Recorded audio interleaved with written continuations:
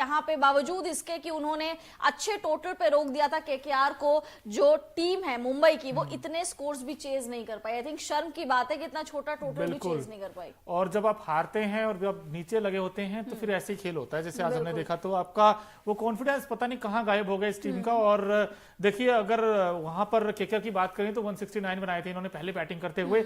वहां पर जो फिल शॉट थे अब उनको आज जल्दी आउट कर दिया। उम्मीद भी ऐसी थी कि शायद आज शॉट का बल्ला नहीं चलेगा इस मैदान में, मुझे ऐसा लगा था। और उसमें नुआन थुसारा का बड़ा रोल था, उन्होंने जिस तरह का गेंद डाला बड़े कमाल गेंदबाजी की, नो डाउट। देखिए मैंने अभी कुछ दिनों पहले कहा भी था कि नुआन थुसारा को लेके आना चाहिए क्योंकि श्रेयस गोपाल को थोड़ा सा रेस्ट देना चाहिए, इतना अच्छा वो परफॉर्म नहीं कर रहे हैं। नुआन थुसारा आए, उनका एक्शन भी आप देखेंगे तो मलिंगा वाला एक्शन है। अब मलिंगा को सब कॉपी करने लग गए, चाहे वो पथिराना हो चाहे वो नुआन थुसारा हो। तो बहुत ही अजब गजब गेंदबाजी आज इन्होंने की है। साथ साथ सब 3 विकेट इन्होंने चटकाए। इनका जो सबसे इफेक्टिव विकेट मुझे लगा आज वो फिल सॉल्ट का था, क्योंकि फिल सॉल्ट को जब इन्होंने आउट किया शुरुआत से तो नीचे वाले जो बल्लेबाज है उन पे काफी ज्यादा प्रेशर आ गया था। तो आई थिंक फिल सॉल्ट का जो विकेट था नुआन थुसारा ने जो लिया वो बहुत ही ज्यादा बड़ा विकेट था। बिल्कुल, वो ऑन साइड में मारने गए और फिर गेंद ऊपर चली गई और उसके बाद 2 खिलाड़ियों ने एक बार लगा भिड़ गए आपस में, फिर कैच ले लिया उन्होंने बड़ी आसानी के साथ। लेकिन आज जो उनकी ताकत थी केकेआर की वो नहीं चली, ना तो आज फिल सॉल्ट चले और ना ही आज सुनील नारायण चले, बड़े जल्दी आउट हो गए। इतना ही नहीं है दोस्तों, अंकुरिश रघुवंशी भी जल्दी आउट हो। कप्तान ने आज बड़ा निराश किया, अय्यर सिर्फ 6 रन बना पाए। अब रिंकू सिंह भी बड़े जल्दी आउट हो गए।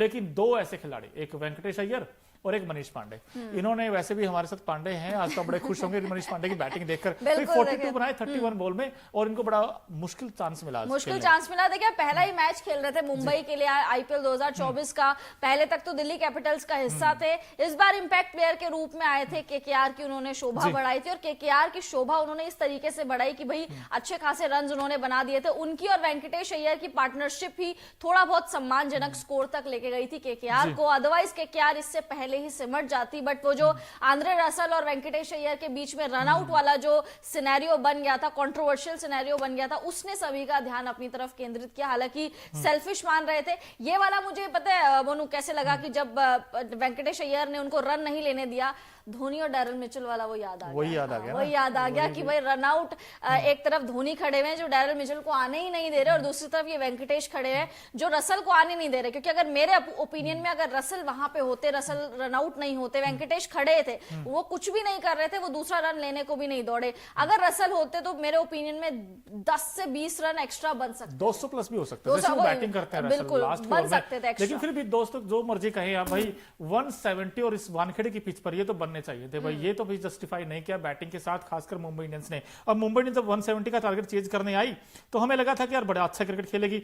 ईशान किशन बड़े जल्दी आउट हो गए और जिस तरह का स्टार्क ने गेंद डाला बड़ा कमाल गया था भाई, चौका छक्का आ चुका था, उसके बाद भी विकेट दे गए। देखिए ईशान फेल हुए, रोहित फेल हुए।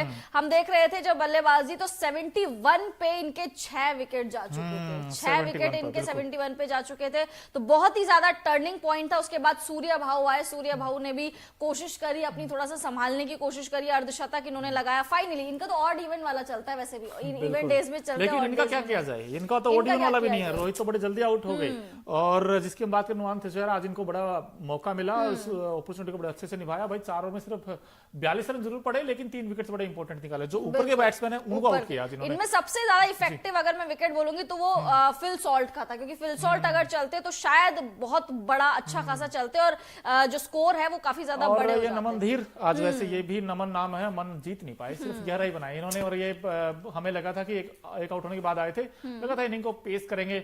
ईशान किशन फिर वही स्टार की गेंद अंदर आने वाली उस पर आउट हो गए और ईशान से बड़ी उम्मीदें रहती थी कि ईशान आज बहुत फीके नजर आ रहे। देखिए इनको पॉकेट डायनामाइट कहते थे, मुझे लगता है वो पॉकेट फट चुकी है पूरी तरीके से। हार्दिक पांड्या सबसे ज्यादा centre of attraction Hardik Pandya बने हुए थे। 4 ओवर में 44 रन इन्होंने दे दिए, 2 विकेट चटकाए। इकोनॉमी 11 की गेंदबाजी में फिर भी अब वापसी कर रहे हैं धीरे धीरे थोड़ा बहुत, बट बल्लेबाजी में तो विकेट फेंक के जा रहे हैं यार। 1 रन 3 बॉल में 1 रन, आप सोचिए अब क्या ही करें इनका। साधारण क्रिकेट खेल रहे हैं, साधारण से भी बहुत साधारण, उससे भी कुछ नीचे वर्ड होता है तो ऐसा क्रिकेट ही खेल रहे हैं। ना कप्तानी हो रही है, ना गेंदबाजी हो रही है, ना बल्लेबाजी हो रही है, बट आज गेंदबाजी इस खिलाड़ी ने करी है। बिल्कुल देखिए, अब जब बुमराह की बात करें चाहे तुषारा की बात करें, भाई बॉलर्स तो अपना काम कर गए, लेकिन जो बैटिंग की बात आई तो वहां पे लेट डाउन कर दिया। अब मनीष पांडे की हम तारीफ कर दे, 42 बनाए 31 बॉल में, इनका स्ट्राइक रेट भी ठीक ठाक रहा और कुल मिलाकर ये स्कोर जहां हमें लगा था कि आज तो कोलैप्स कर गया केकेआर की बैटिंग लाइनअप, भाई 7 बैट्समैन तो डबल डिजिट तक नहीं पहुंचे,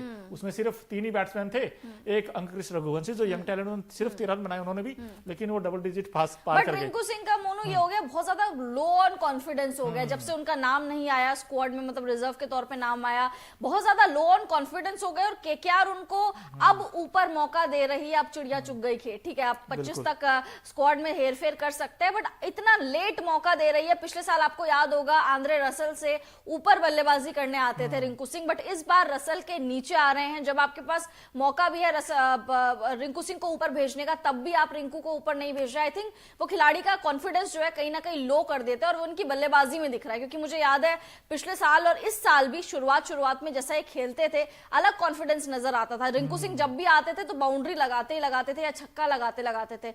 अब वो कॉन्फिडेंस रिंकू सिंह में बिल्कुल भी नजर नहीं आ रहा है। वो सिचुएशन ऐसा डिमांड कर रही है या क्या, बट रिंकू सिंह को अपना कॉन्फिडेंस थोड़ा सा अप करना पड़ेगा, उसमें सभी लोग जिम्मेदार है, चाहे वो केकेआर हो चाहे वो कोई और हो। बिल्कुल, विजय कांत जी हमारे साथ जुड़े हैं, वो नमस्ते सर, आपको भी नमस्ते भाई। और भाई मैं आपसे पूछ लेता हूं, वैसे मुंबई की हार का भाई गुनाहगार कौन है? क्या लगता है आपको, क्या बैटिंग ने ये मैच हरवाया है या फिर आपको लगता है जो लोअर मिडिल ऑर्डर है उनको ये मैच फिनिश करना चाहिए? खासकर हार्दिक पांड्या के ऊपर मेरा सवाल है कि उनको आज तो फिनिश करके आना चाहिए। आज अच्छा मौका था, बिल्कुल आज अच्छा मौका था। देखिए टर्निंग पॉइंट वहां से हो गया था, अगर जब सूर्या का विकेट गिरा वहां से लग रहा था अब थोड़ी चीजें डिफिकल्ट हो जाएंगी। उसके बाद टिम डेविड, हालांकि टिम डेविड ने पिछले साल भी मुंबई के लिए एक तरफा मैच जीते आज भी जैसे वो बैटिंग करेंगे बिल्कुल, बट मिचेल स्टार्क के कुछ और प्लान्स थे और मिचेल स्टार्क ने उनका एक विकेट ले लिया। श्रेयस अय्यर ने कैच पकड़ा और वो कैच के बाद वो सेटिस्फेक्शन नजर आ रहा था, क्योंकि ये विकेट बहुत ज्यादा जरूरी था। उसके बाद जराल कॉड्जे हो गया, पीयूष चावला, ये सारे गेंदबाज आ गए थे। एक आखिरी बल्लेबाज वो टिम डेविड ही बचे हुए थे, जो अपने आप को कप्तान समझ रहे हैं। खैर आजकल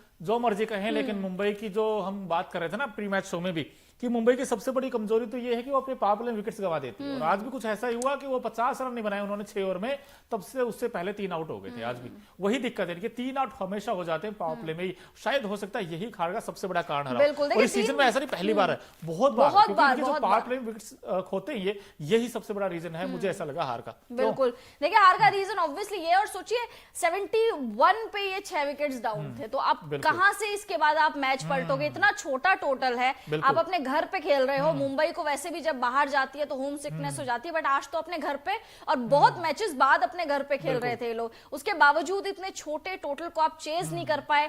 आपके फेवर में ही टॉस किया था, हम बोल रहे थे यहाँ पे चेज हो जाता है, आपके फेवर में टॉस किया था, टोटल भी इतना बड़ा नहीं था, बावजूद इसके आपके जो प्लेयर्स है वो विकेट्स फेंक के चले जा रहे हैं, चाहे वो ईशान हो, रोहित हो, हार्दिक हो, अब सूर्य कुमार यादव भी आज चल गए, मतलब अगर वो भी नहीं चलते तो बहुत जल्दी मैच खत्म हो जाता, बहुत जल्दी मैच खत्म हो जाता।